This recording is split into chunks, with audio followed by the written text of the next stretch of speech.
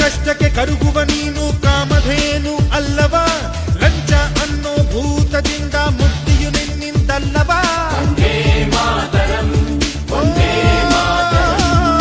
ನ್ಯಾಯದ ಕಣ್ಣಿಗೆ ಬಟ್ಟೆಯ ಕಟ್ಟಿ ನಗುತ್ತಿರುವರು ಇವರಲ್ಲವಾ?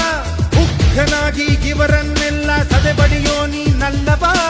ಎಲ್ಲ ಜನರ ಮನೆಯಲ್ಲಿ ಉರಿಯೋ ದೀಪವು ನೀನೇ ತಾನೇ. ಇವರನ್ನುಳಿಸಿ ಬೆಳಗಿಸೋ ಕಾರ್ಯ ಅದುವೇ ನಿನ್ನದು ತಾನೇ.